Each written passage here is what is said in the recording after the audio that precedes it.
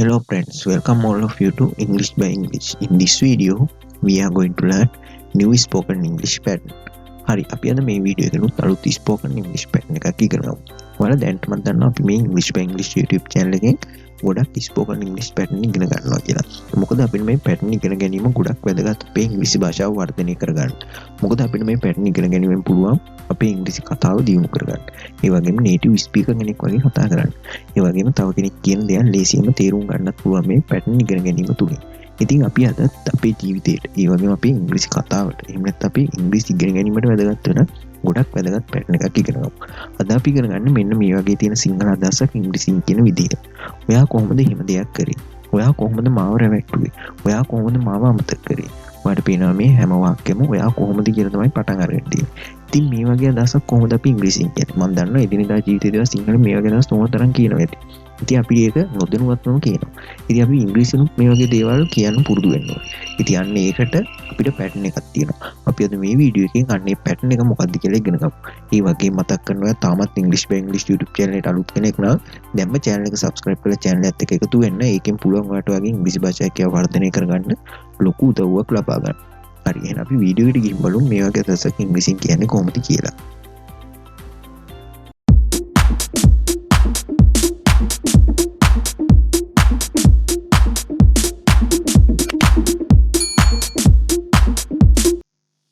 එතකොට දැන්නමත් ඔයාලා දන්නවා අපි අද මේ වීඩියෝ එකෙන් සාකච්ඡා කරන්නේ ඔයා කොහොමද එහෙම දෙයක් කරේ? ඔයා කොහොමද මාව රැවට්ටුවේ? ඔයා කොහොමද මාව අමතක කරේ? මෙන්න මේ වගේ සිංහල අදහස් කොහොමද ඉංග්‍රීසියෙන් කියන්නේ කියලා. ඉතින් මේකට හරිම ලේසි පැටර්න් එකක් තමයි තියෙන්නේ. ඉතින් අපි මේ පැටර්න් එක මොකක්ද කියලා බලමු. අපි මේක සාකච්ඡා කරන්න කලින්. හරි මේ තියෙන්නේ පැටර්න් එක. How could you දාලා verb infinitive දාලා තමයි මේ අදහස් කරන්නේ.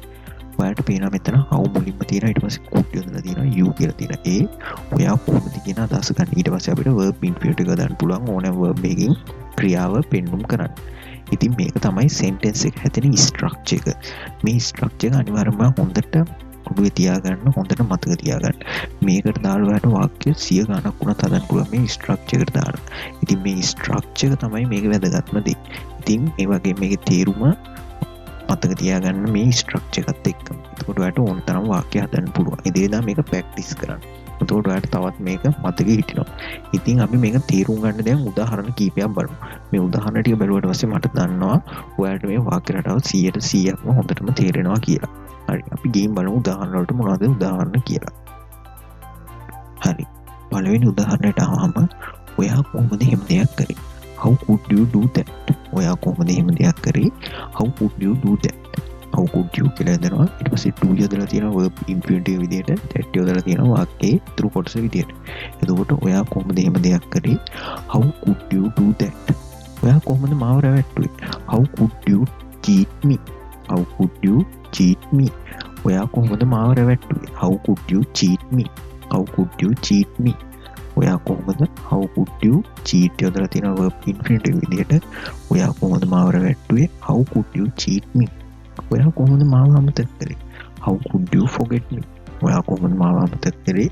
How could you forget me? ඔයා කොහොමද මාව අමතක කරේ? How could you forget me? ඔයා කොහොමද how could you forget යොදලා තියෙන verb infinitive විදියට me යොදලා තියෙන වාක්‍ය ඉතුරු කොටස විදියට ඔයා කොහොමද මාව රැවට්ටුවේ? How could you forget me? ඔයා කොහොමද මාව රැවට්ටුවේ? How could you forget me? හරි. මම හිතනවා මේ උදාහරණ කීපය ඔයාලට තේරුණා කියලා. අපි තවත් උදාහරණ කීපයක් බලමු ඔයාලට මේක තේරුම් ගන්න. ඔයා කොහොමද ගියේ? ඔයා කොහොමද ගියේ? How could you go there? ඔයා කොහොමද ගියේ? How could you go there? How could you යොදලා තියෙනවා verb infinitive විදියට go යොදලා තියෙනවා. How could you go there? ඔයා කොහොමද ගියේ? ඔයා කොහොමද අලුත් රස්සාවක් හොයාගත්තේ? How could you find a new job? How could you find a new job? ඔයා කොහොමද අලුත් රස්සාවක් හොයාගත්තේ? How could you find a new job? How could you යොදලා තියෙනවා ඊට පස්සේ verb infinitive යොදලා තියෙනවා find කියලා a new job යොදලා තියෙනවා. How could you find a new job? ඔයා කොහොමද අලුත් රස්සාවක් හොයාගත්තේ? හරි. එතකොට මේ විදිහට තමයි මේ how could you එහෙම නැත්නම් ඔයා කොහොමද කියන අදහස දාලා අපි වාක්‍යයක් හදන්නේ. මම හිතනවා මේ වාක්‍ය රටාව ඔයාලට තේරුණා කියලා. ඉතින් මේ වාක්‍ය රටාව ඔයා තවත් තේරුම් ගන්න නම් ඔයාලට තවත් පැහැදිලි වෙන්න ඕන තනියෙන් අනිවාර්යයෙන්ම වාක්‍ය හදන්න ඕනේ. ඒ වාක්‍ය හදලා අඩුම තරමේ 5ක්වත් යටින් කමෙන්ට් කරන්න. කොමෙන්ට් සෙක්ෂන් එකේ අපි ඒවා වැරදි තියෙනවා අනිවාර්යයෙන්ම සාකච්ඡා කරමු. ඒ වගේ මතක් කරනවා මේ වාක්‍ය රටාව පුළුවන් තරම් ප්‍රැක්ටිස් කරන්න. පාඩම් කරලා මතක තියාගන්නට වඩා එදිනෙදා ජීවිතේදී යොදා ගන්න. හරි ඒ වගේම මේ වගේ වීඩියෝ එකකින් ආයෙ හම්බෙමු. එතකන් English by English YouTube channel subscribe කරලා channel එක දිගටම රැඳිලා ඉන්න. So thank you for watching video. I will look forward to see you in next video.